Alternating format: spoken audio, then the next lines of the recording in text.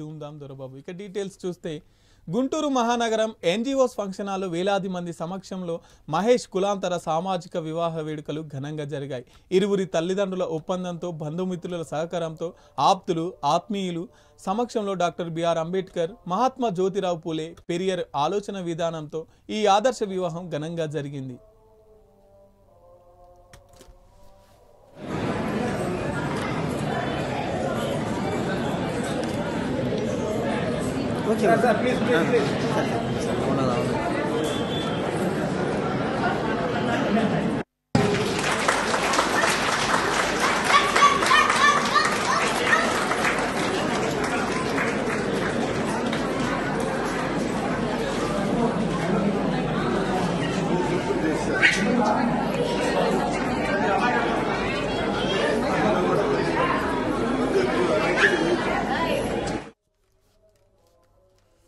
ఆసియాలో అతిపెద్ద గిరిజన జాతర సమ్మక్క సారలమ్మ జాతర. వనాలను విడి జనాల మధ్యకు వచ్చిన వనదేవతలను దర్శించుకోవడానికి సెలబ్రిటీలతో పాటు భారీ సంఖ్యలో భక్తులు దర్శించుకోవడానికి చేరుకుంటున్నారు. తాజాగా గవర్నర్ తమిళసై సౌందరరాజన్ అమ్మవార్లను దర్శించుకున్నారు. గవర్నర్ తమిళసైకు మంత్రులు సీతక్క, శ్రీధర్ బాబు, జిల్లా కలెక్టర్, ఎస్పీ ఘనస్వాగతం పలికారు. సమ్మక్క సారలమ్మ దేవతలను దర్శించుకొని మొక్కులు చెల్లించుకున్నారు. తన బరువును తులాభారం వేసి నిలువెత్తు బంగారాన్ని అమ్మవార్లకు గవర్నర్ సమర్పించారు.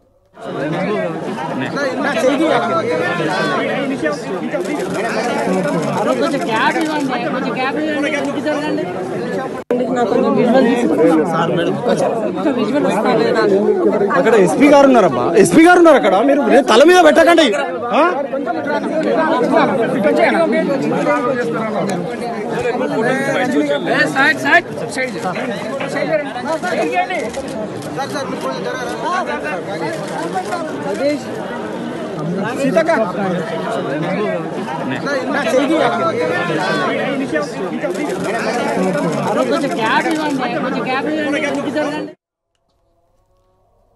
విశాఖలోని కవలలు సందడి చేశారు. ఫిబ్రవరి 22వ తేదీ ప్రపంచ టిన్స్ డే సందర్భంగా కవలల దినోత్సవాన్ని ఘనంగా నిర్వహించారు. ఈ వేడుకల్లో విశాఖ నుండే కాకుండా ఆంధ్రప్రదేశ్, తెలంగాణ రాష్ట్రాల నుండి సుమారు 50 కవలల జంటలు పాల్గొన్నారు. సోషల్ మీడియా ద్వారా శ్రీకాకుళం జిల్లా సోంపేటకు చెందిన కవల సోదరులు రామలక్ష్మణులు ఈ కార్యక్రమాన్ని నిర్వహించారు. ఒకే చోటకు చేరిన కవలలంతా బర్త్డే వేడుకలు జరుపుకుంటూ ఆటపాటలతో అలంకరించారు.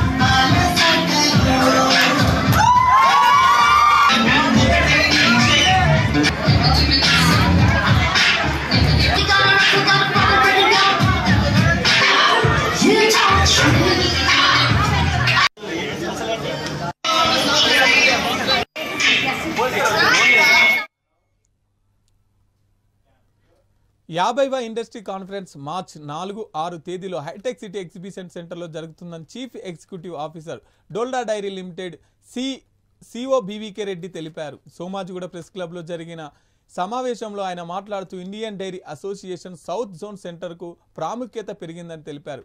ఐడిఐ తెలంగాణ చాప్టర్ దేశంలో 5వ స్థానంలో ఉందని ఆయన పేర్కొన్నారు.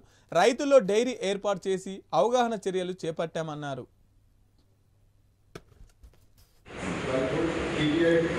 మీరు ఏ కాన్సెప్ట్ తోటి ప్రజల్లోకి తీసుకెళ్తున్నారు ఇది? ఈ కాన్సెప్ట్ అనేది ఎవ్రీ ఇయర్ దీంట్లో ఏముంటుంది అంటే data compulsory every year India మొత్తం ఓవరాల్ ప్రొడక్షన్ ఏ విధంగా ఉంది, సౌత్లో ఏ విధంగా ఉంది, నార్త్లో ఏ విధంగా ఉంది, ఈస్ట్ ఏ విధంగా ఉంది, దీంట్లో ఉండేటువంటి ఛాలెంజెస్ ఏంటి, సో ఎలాంటి టెక్నాలజీస్ని ఇంప్లిమెంట్ చేయాలి, లేదా రైతులకు ఇదంతా గిట్టుబాటు అవుతుందా లేదా, డైరీ ఇండస్ట్రీ ప్రపంచం అంతా ఏ విధంగా ఉంది, మనం ఏ డైరెక్షన్లో ఉన్నాము, సో ఇది ఒక దిక్సూచిగా తీసుకొని దీంట్లో అన్ని డిస్కషన్ చేసి దాని తర్వాత ఇండస్ట్రీలో ఉండేటువంటి మెలకువలను పాటిస్తూ ముందుకు తీసుకుపోతాం. కాంపిటీషన్ పీరియడ్లో ఉంది కదా సార్, మనకు ఏ విధంగా సక్సెస్ రేట్ వస్తుందని మీరు ప్లానింగ్ చేస్తున్నారు? ఈ సక్సెస్ రేట్ అంటే మీరు 1970-80లో చూస్తే ఒకప్పుడు మనం మిల్క్ ప్రోడక్ట్స్లో ఇంపోర్ట్ చేసుకునేవాళ్ళం 80. మనం తర్వాత లాస్ట్ మనం కపుల్ ఆఫ్ ఇప్పుడు 10 years నుంచి మనం ఇప్పుడు ఎక్స్పోర్ట్ చేసే దశకు వచ్చాం. సో ఆ విధంగా మనతో ఇండియా మిల్క్ ప్రొడక్షన్ అనేది బాగా పెరిగింది. ప్రపంచం అంతా 1%, 1.5%, ఇండియాలో మనం 5.5% గ్రోత్ ఉంది ఇక్కడ. సో తర్వాత వరల్డ్ మిల్క్ ప్రొడక్షన్ మనం చాలా years 26% of the world total milk production మన ఇండియాలో ఉంది కాబట్టి సో ఈ సెక్టర్ అనేది చాలా ఇంపార్టెంట్ అయింది. టోటల్ దగ్గర 8 to 10 lakhs crores బిజినెస్ ఇది డైరీ. మన రైసు, వీట్, షుగరు ఈ 3 కలిపి ఎంత రెవెన్యూ ఉందో అంతకన్నా ఈ డైరీ రెవెన్యూ అంతకన్నా ఎక్కువగా ఉంది. మరి ఈ విధంగా ఉన్నప్పుడు కళా బృందాలు పెట్టి ఏమైనా అవేర్నెస్ చేస్తారా వాళ్ళని? చాలా అవేర్నెస్ జరుగుతుంది రెగ్యులర్.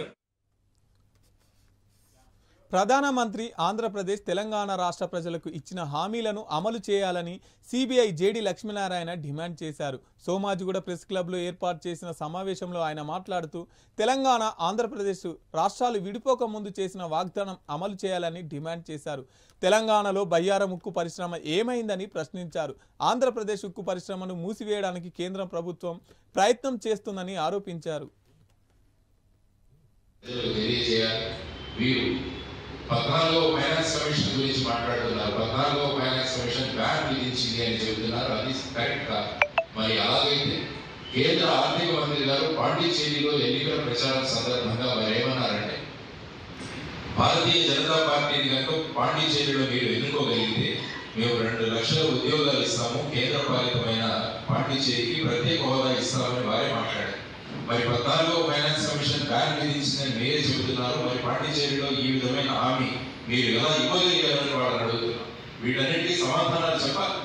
ఓపెన్ గా ప్రెస్ మీదకి వచ్చి ఈ ప్రధానమంత్రి గారు కానీ, ముఖ్యమంత్రులు కానీ వారు చెప్పాలి ఏమైంది, మేమేం చేశాము, ఏ విధంగా మేము మా నాయకత్వ లక్షణాలను కోల్పోయి ఈ విధంగా రాష్ట్రాన్ని అప్పుల కూపంలో దించాము అన్న దానికి సమాధానాలు 2 పార్టీలు ఇవ్వాలని ఆంధ్రప్రదేశ్ ముఖ్యంగా మేము డిమాండ్ చేస్తున్నాం.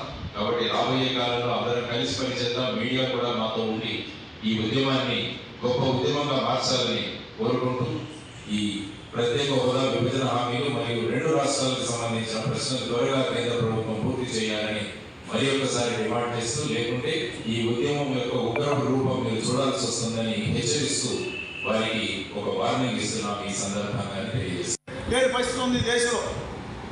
వాళ్ళందరూ ఆలోచించుకుంటున్నాను. ఉమ్మడిగా కేంద్రం చేసే దుర్మార్గాన్ని వ్యతిరేకించడానికి ఉమ్మడి పోరాటం చేయాలి, కానీ ఒంటెత్తు పోకడలు నడవో. ఒంటెత్తు పోకడలు నడవో. 100 కంటే తక్కువ 170 స్థానాల్లో డిపాజిట్ పని బీజేపీ అనుమతి ఎంపర్లాడతారు. ఎందుకంటే బాధగా ఉంది. నాకు ఒకే తల్లి కట్టుకుని ఉద్యమం తెలంగాణ సోదరులు నిలబడ్డారు. కేటీ రామారావు గారు ఏమన్నారు చూడండి, రేవంత్ గారు ఏమన్నారు, భట్టి గారు ఏమన్నారు, ఆర్ఎస్ ప్రవీణ్ కుమార్ గారు ఏమన్నారు, వీరభద్రం గారు ఏమన్నారు, వెంకటరెడ్డి గారు ఏమన్నారు, అందరూ ఒకే మాట మీద నిలబడ్డారు. నా తెలుగు దానికి పెట్టాలి. మీకేమైందండి ఏపీలో నాయకులారా, ఢిల్లీలో తెలుగు జాతి ఆత్మగౌరవాన్ని తాకట్టు పెట్టినట్టు వ్యవహరించొద్దని విజ్ఞప్తి చేస్తున్నా. మారుతున్న కాలమాన పరిస్థితులు, కేంద్రం ఇతర సంస్థల నుంచి అందుతున్న ఆర్థిక సహాయం తదితర అంశాలను దృష్టిలో పెట్టుకొని రాష్ట్ర ప్రయోజనాల దృష్ట్యా పునరుత్పాదక విద్యుత్ ఉత్పత్తిపై ప్రత్యేక దృష్టి సారించాలని డిప్యూటీ సీఎం బట్టి విక్రమార్క అన్నారు. పునరుత్పాదక విద్యుత్ ఉత్పత్తిపై ప్రజాభవన్లో టీఎస్ రెడ్కో అధికారులతో డిప్యూటీ సీఎం సమీక్ష సమావేశం నిర్వహించారు.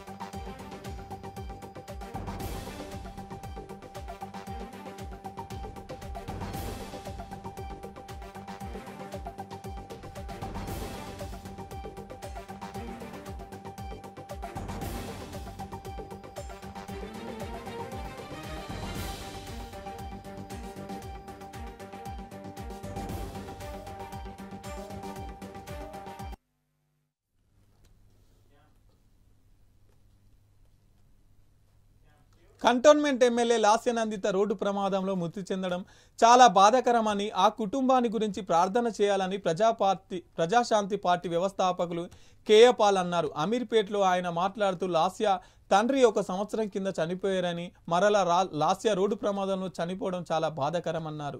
రోడ్డు ప్రమాదాలను నివారించడానికి రాష్ట్ర ముఖ్యమంత్రి రేవంత్ రెడ్డి చర్యలు తీసుకోవాలని కోరారు. నందిత యంగ్ ఎమ్మెల్యే చనిపోవడం చాలా దుఃఖకరం. విజయవాడ నుంచి ఫ్లైట్లో వచ్చి లాస్యా సిస్టర్స్ తల మీద చేసి ప్రార్థించడానికి కారణం ఏంటంటే సంవత్సరం క్రిందట ఫిబ్రవరి 19 తన తండ్రి ఎమ్మెల్యే చనిపోవడం. ఇది కుటుంబ శాపాల నుంచి విడుదల చెందాలని లాస్యా కుటుంబం కొరకు అందరూ ప్రార్థించారు. రేవంత్ రెడ్డి గారు 500 రూపాయలు ఫైన్ వేస్తాం హెల్మెట్ లేకపోతే అని స్కూటర్ వాళ్ళకి రూల్ పాస్ చేయండి. బెంగళూరులో 1500 చార్జ్ చేస్తాం. అంతకంటే ముఖ్యం సీట్ బెల్ట్ లేకుండా ప్రయాణం చేయకండి. ఇదే లాస్యాస్ last message. Drunk and driving చేయకండి, స్పీడ్గా వెళ్ళకండి. ఇవన్నిటి విషయంలో చాలా జాగ్రత్తగా కుర్రోళ్ళు వినండి. మీ కుటుంబ సభ్యుల్ని మీరు దుఃఖపరచకండి. ఈ మెసేజ్ అన్ని ఛానల్ ద్వారా పంపించారు. Thank you. దేశంలోని ఆదివాసీ జనజాతి ఛత్తీస్గఢ్లో ఎక్కువగా ఉంటారని కేంద్ర మంత్రి ముండా అన్నారు. తెలంగాణ సమ్మక్క సారక్క జాతర సందర్భంగా దేశ ఆదివాసీ ప్రజలందరికీ శుభాకాంక్షలు తెలిపారు. ఈ సందర్భంగా ఆయన మాట్లాడుతూ ఈ జాతరను ట్రైబల్ ఫెస్టివల్ జాతరగా జరపాలని కోరారు. ఖచ్చితంగా కేంద్ర ప్రభుత్వంలో నిర్ణయం తెలుపుతామని వెల్లడించారు.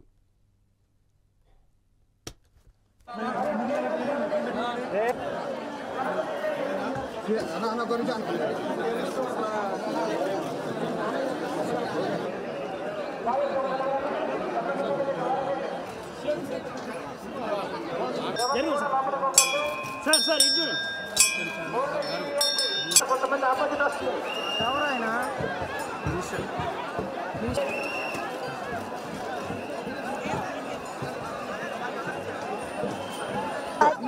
చేయండి బాబు సార్, చేయండి సార్, చేయండి సార్. ఓకే మేడం, అది అరుణ్ అందుకో బుట్ట అందుకో, అరుణ్ బుట్ట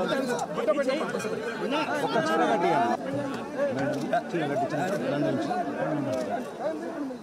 మేడం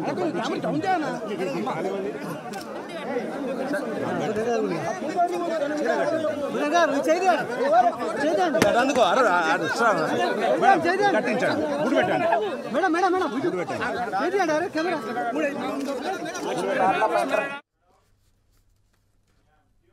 మార్చి 3న హైదరాబాద్ ఎల్లో రిబ్బన్ రన్ నిర్వహించబడుతుందని ఎండోమెట్రియోసిస్ ఫౌండేషన్ ఆఫ్ ఇండియా ద్వారా మొట్టమొదటి 2000 మంది వ్యక్తులు పాల్గొంటారని డాక్టర్ మిమీర్ బింద్రా అన్నారు. సోమాజిగూడ ప్రెస్ క్లబ్లో జరిగిన సమావేశంలో ఆమె మాట్లాడుతూ ఎండోమెట్రియోసిస్ పై కార్యక్రమం మార్చి 1న జరుగుతుందని, రన్లో పాల్గొనడానికి 2000 మందికి పైగా వ్యక్తులు ఇప్పటి వరకు రిజిస్ట్రేషన్ చేసుకున్నారని వెల్లడించారు.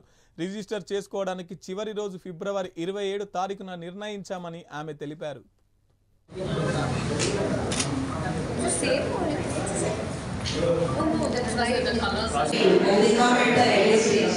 That is more a reason to raise awareness because it affects other organs also. So we have to save kidneys, we have to save their bladders and rectum as well because they can land up in emergency due to those obstructive diseases. So a good surgery helps, but also this surgery should be done by a multidisciplinary team. It should not be done only with gynecologists. The team should be headed by a gynecologist, the specialist in endometriosis, with colorectal surgeon, with neurosurgeon, and very rarely it also impacts diaphragm and lungs. Okay. It is very rare, but then it is not uncommon.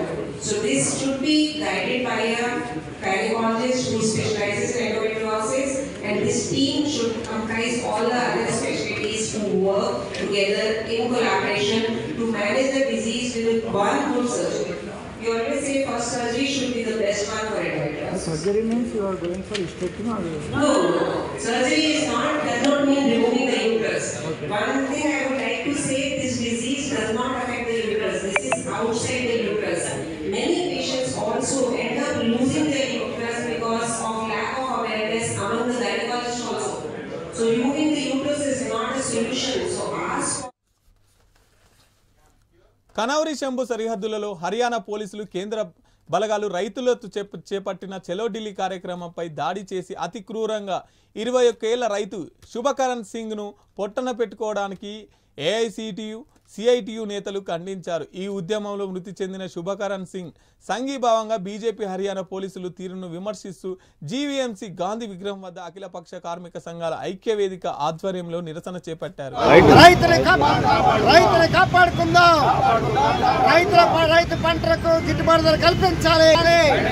కేంద్ర ప్రభుత్వం గతంలో 500 రైతు సంఘాలతో ఒప్పందం చేసుకుంది. ఆ ఒప్పందం ప్రకారంగా రైతుల పట్ల గిట్టుబాటు ధర కల్పిస్తామని చెప్పినది ఒప్పందం తాలూకా ఉద్దేశం. సంవత్సరం దాటినా సరే కేంద్ర ప్రభుత్వం ఒప్పందాన్ని అమలు చేయకపోవడంతో రైతులు హర్యానా మీదుగా చలో ఢిల్లీ కార్యక్రమాన్ని పిలిపించారు. ఇది ప్రజాస్వామ్యబద్ధంగా చేసినటువంటి పని. దీని కూడా సహితమైపోయింది ప్రభుత్వం. హర్యానా బీజేపీ ప్రభుత్వం రైతుల మీద కాపులు తగబడింది. సింగ్ అనేటువంటి ఒక యువ రైతులు బలి తీసుకుంది. అలాగే రైతు ఉద్యమాన్ని రక్తపుటారులో పారడం కోసం ఆ రాష్ట్ర ప్రభుత్వం పూనుకుంటే ఇంతవరకు కేంద్రం నోరు మెత్తడం లేదు, మోడీ నోరు మెత్తడం లేదు. ఈ హత్య చేసినటువంటి హత్య పాల్పడినటువంటి అధికారం మీద 302 సెక్షన్ ప్రకారంగా కేసు నమోదు చేసి సిట్టింగ్ జడ్జి సమగ్ర విచారణ జరిపించాలని చెప్పి మేము డిమాండ్ చేస్తున్నాం. ఎవరైతే రైతు తమ ప్రాణాలు కోల్పోయాడో ఆ కుటుంబానికి ₹1 కోటి నష్టపరిహారం చెల్లించాలని మేము డిమాండ్ చేస్తున్నాం. సోమరాజు గారికి మోడీ గారు భారతరత్న అవార్డు ఇచ్చారు. ఆయన ఏం చెప్పారు? ఈ దేశం సుభిక్షంగా ఉండాలంటే రైతాంగం వ్యవసాయంగా బాగుండాలని ఆయన కోరాడు. ఆ జీవితం దగ్గర కృషి చేశారు ఆయన. అందుకే భారతరత్న మీరు ఇచ్చారు. అదే సోమరాజు కంపెనీ ఏ సవాల్ చేసింది? రైతులు ఆత్మహత్య చేసుకుంటున్నారు, పంటలు పెట్టుబడి పడిపోయింది, కేంద్ర ప్రభుత్వాలు రైతులు తగ్గించేస్తున్నారు. కాబట్టి రైతులు అప్పులు పాలై అవమానం భరించలేక ఆత్మహత్య చేసుకుంటున్నారు. ఈ ఆత్మహత్యలు ఆపాలని చెప్పారంటే రైతుల కుటుంబ శ్రమ పెట్టుబడి దీనికి అదనంగా 50% కలిపి రైతుల పాటు గిట్టుబాటు కల్పించాలని చెప్పి స్వామినాథన్ కమిటీ సిఫార్సు చేసింది. మీకు ఏమాత్రం స్వామినాథన్ మీకు గౌరవం ఉంటే 2 తులాల చోరీ కేసులో దర్యాప్తు చేపట్టిన పోలీసులు పలు రాష్ట్రాల్లో 152 చోరీ కేసులున్న అంతర్రాష్ట్ర దొంగను పట్టుకున్నారు. విశాఖలోని మధురానగర్ ప్రాంతంలో పట్టపగలు ఓ అపార్ట్మెంట్లో చోరీ చేసిన ఘరానా దొంగ నుంచి ఏకంగా 18.6 లక్షల విలువైన చోరీ సొత్తును స్వాధీనం చేసుకున్నారు. ద్వారకా పోలీస్ స్టేషన్ పరిధిలో చోరీ కేసును ఛేదించినట్లు డీసీపీ వెంకటరత్న తెలిపారు. పోలీస్ సమావేశం మందిరంలో జరిగిన మీడియా సమావేశంలో ఆమె మాట్లాడారు. శ్రీనివాస్పై విశాఖలో పలు స్టేషన్లో కేసులు కాకుండా ఇతర రాష్ట్రాల్లో 152 చోరీ కేసులు ఉన్నాయని వివరించారు.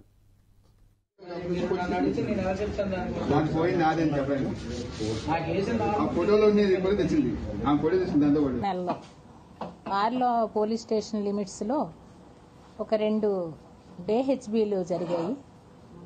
ఆ తర్వాత కూడా గాజువాక, పిఎంపాలెంలో 2, గాజువాకలో 1, రీసెంట్గా 13, 10వ తారీఖుల్లో 2వ నెలలో ద్వారకా, కంచరపాలెం, షీలానగర్ ఈ విధంగా వరుస హెచ్బీలు జరుగుతుంటే ఇందులో భాగంగా ఒక 4 గ్రూపులుగా ఏర్పాటు చేసి సిపి గారి ఇన్స్ట్రక్షన్స్ మేరకు మేము దర్యాప్తు చేయడం మొదలుపెట్టాం. టెక్నికల్ ఎవిడెన్స్ ఆధారంగా ఒక వ్యక్తి వెళ్ళి వచ్చేటట్టు చిన్న ఇన్ఫర్మేషన్, కానీ యాక్చువల్గా ఎవరు అన్నది ఐడెంటిఫై చేయలేదు. తర్వాత గాజువాకలో జరిగినటువంటి డే హెచ్బి ఆధారంగా అతను ఎవరు అన్నది ఐడెంటిఫై చేయడం జరిగింది. అతన్ని వెతకే పనిలో మా సిసిఎస్, మా క్రైమ్ డిపార్ట్మెంట్ అంతా కూడా ఇన్వాల్వ్ అయ్యి, ఎందుకంటే ఆల్ ఈ కమిషనరేట్ పరిధిలో అన్ని పోలీస్ స్టేషన్స్లో కూడా అఫెన్స్ జరగడం వలన ఆల్ సబ్ డివిజనల్ ఆఫీసర్స్, సిఐలు, ఏసీపీస్ అండ్ ఏడీసీపీ అందరం కూడా ఇతన్ని ఎట్లా అయినా క్యాచ్ చేయాలి అనేటటువంటి ఉద్దేశంతో అన్ని ఏరియాస్ కూడా గాలించడం జరిగింది. ఇందులో భాగంగా మనకి ఈరోజు అతన్ని క్యాచ్ చేయడం జరిగింది. ఇతను ఏంటంటే ఎక్కువగా అన్నీ కూడా డే హెచ్బీలే చేస్తారు. అతన్ని అంటే ఒక దగ్గర అఫెన్స్ అనేటటువంటిది ఒక ఏరియా చేసుకుంటూ పోతాడు. అఫెన్స్ చేయడం, తనకి కావలసినంత డబ్బు అయితేనేంటి లేకుంటే గోల్డ్ అయితేనేంటి దొరికిన తర్వాత ఇమీడియట్గా అదర్ స్టేట్కి, ఎక్కువగా బెంగళూరు, మైసూరు.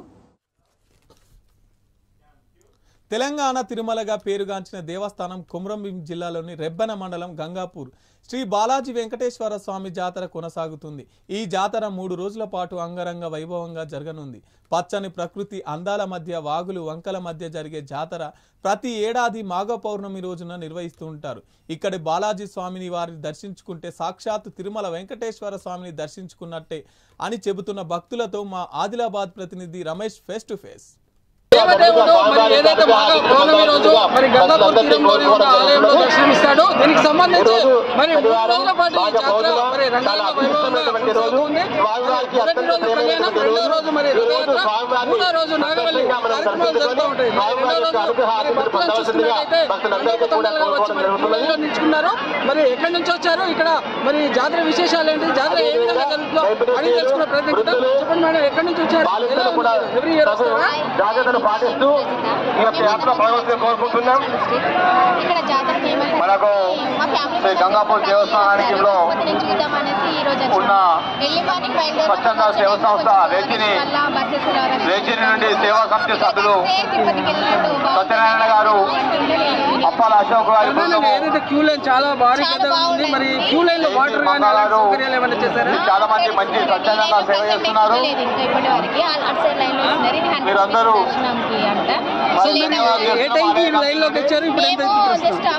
వాటర్ కూడా సప్లై చేస్తున్నారు. సో ఇక్కడ ఎలా ఉంటుంది దేవుడి ప్రత్యేకత ఏంటంటే ఇక్కడ ఏమి కోరుకున్నా కానీ జరుగుతాయి అంటే మళ్ళీ నెక్స్ట్ టైం వస్తారని కోరుకుంటున్నాను. 3 రోజుల పాటు ఏదైతే గంగాపూర్ తీరంలో జరిగే మరి ఈ జాతరకు సంబంధించి మరి పెద్ద సంఖ్యలో భక్తులు వస్తూ ఉంటారు. మరి రెండవ తిరుపతిగా, తెలంగాణలోనే రెండవ తిరుపతిగా పేరుగాంచిన మరి గంగాపూర్ శ్రీ బాలాజీ వెంకటేశ్వర స్వామి జాతర మరి రెండవ రోజు ఈ రోజు. మరి దీనికి మరి భక్తులు అశేషంగా తరలి వస్తున్నారు. దీనికి మహిళలు కూడా పెద్ద సంఖ్యలో వస్తుంటారు. మరి ఇక్కడ విశేషాలు ఏంటి, ఇక్కడ ఎలాంటి సౌకర్యాలు ఉన్నాయి, ఇక్కడ ప్రతిష్ట ఏంటిదో అడిగి తెలుసుకునే ప్రయత్నం చేద్దాం. చెప్పండి మేడం, గంగాపూర్ తీరం తెలంగాణలో రెండవ తిరుపతి అని భావించవచ్చు. మరి ఇక్కడ ఎలా ఉంటుంది, ఇలా ఇక్కడ విశిష్టత ఏంటి? ముందుగా గంగాపూర్ జాతర పురస్కరించుకొని ప్రతి సంవత్సరం కూడా 3 రోజుల జాతర ఏర్పాటు అవుతుంది.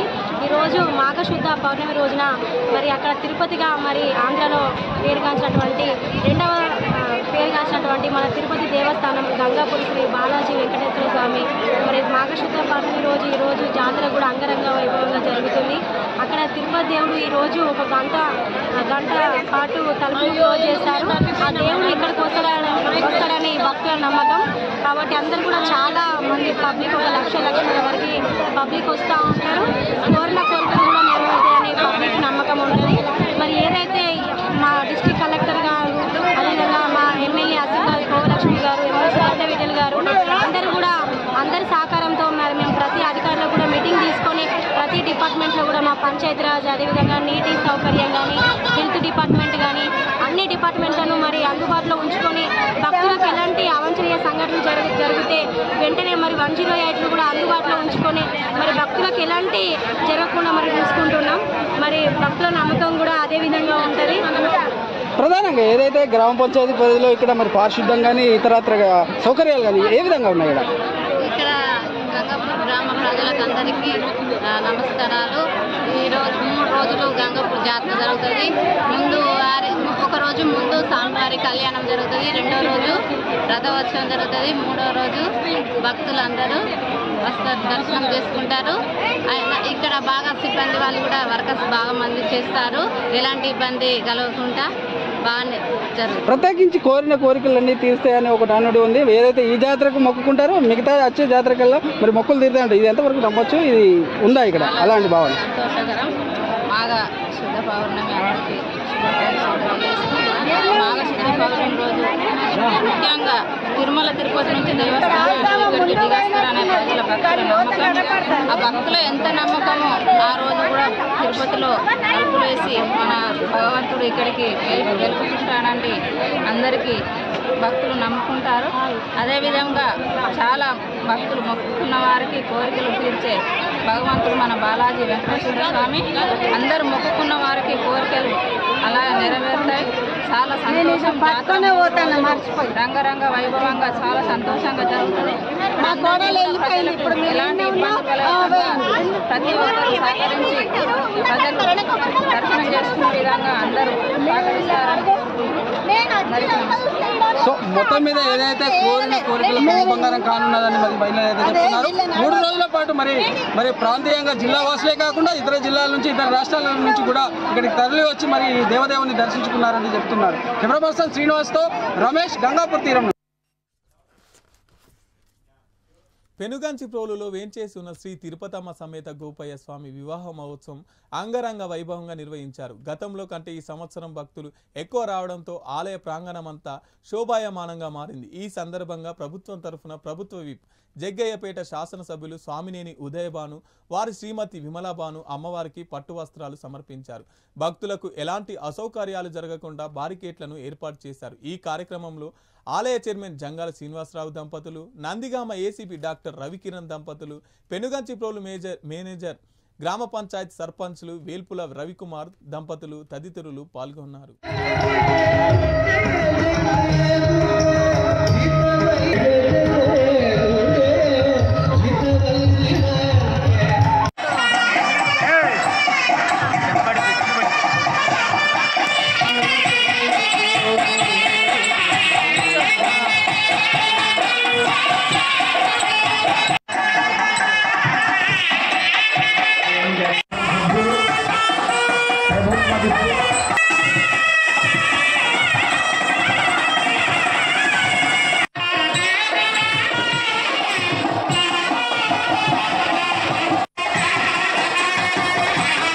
కూర్చోండి, సహకరించండి కొంచెం.